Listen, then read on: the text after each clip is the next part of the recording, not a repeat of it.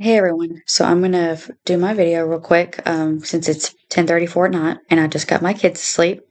Got the tired mom look going on, so bear with me. So I'm gonna go over like our child's future to open right, where I began like getting into my notes and kind of seeing the bridge on how I'm gonna connect my notes to like this exercise or this topic is whenever Professor Deaton was talking at the very beginning about like the sports analysis, and kind of how he used that about how parents, essentially the way I took it, we are the ones who get to pick and choose for our children on what kind of future they have. So there's some parents, like he said out there, that like to compensate for their child's athletic ability. They like to push them in sports because they envision them on going pro or being rich one day. There's some that like to see their self through their kids, from whenever they were younger. And then there are some, like me, that like to put their kids in sports because she has ADHD. She needs to burn some energy. It gives her a chance to make friends, gives me a chance to make friends and not have a kid on my hip.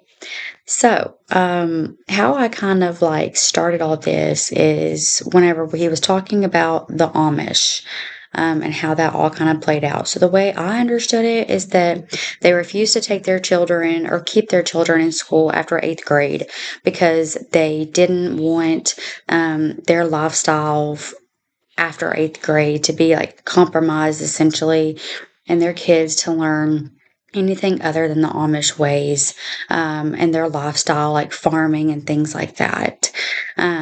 That if they went to high school, they would get exposed to like worldly things, and it would draw them away from like their roots essentially. Um, and so my partake on that is why even send them to school at all, if they're not going to go past eighth grade, because I feel like they're almost at the finish line. They've only got a few years of school left.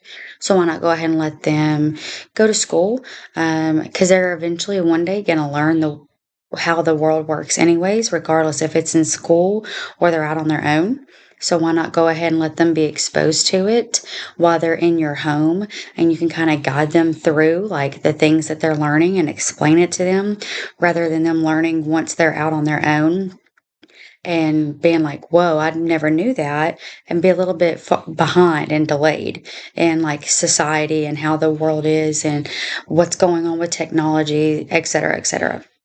Um, and so when Feinberg, when that was talked about, how he criticized the Supreme Court ruling because the ruling came back, in favor of the Amish against Wisconsin, um, he criticized it because he's just like, these kids need to have like that chance to be in school versus their parents making the choice to not keep them in school.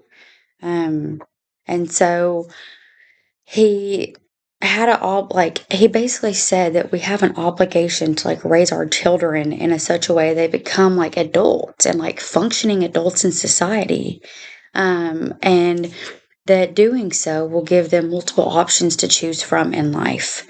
And kids should be educated, that they should be exposed to important information. Well, then you've got Miles or Mills, however it was said, coming back at Feinberg, stating that many options isn't really good either, that children need to focus on like one particular thing, depending on what it is. So it's basically like they only dabble with like one thing to earn fulfillment. She's basically states that if there's so many options, they won't essentially connect with one particular thing. So to find interest, you have to like, and let me back up, to find fulfillment, you have to find interest in one thing. So overall, my thing is that what I took from this is that parents, yes, we get to dictate what our kids do in life, while they're in our home, but I definitely think that children should be able to finish school and get exposed to the world and in a bit at a time. There are things in the world that I don't want my children to know about right now, so I try to protect them from that. but I know I can't beat the inevitable. They're going to find out one day, and I'd rather them find out from me than others. So that right there is kind of my take on it.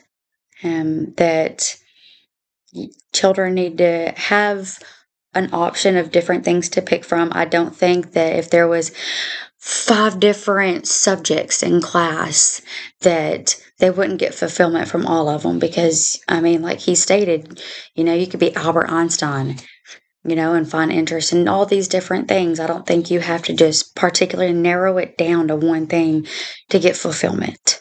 And so we just need to allow our children to be exposed at a certain extent. I'm not saying just throw them to the wolves, because I would never. Um, but I mean, that's my take on it. Every parent's different, but yeah. Thanks.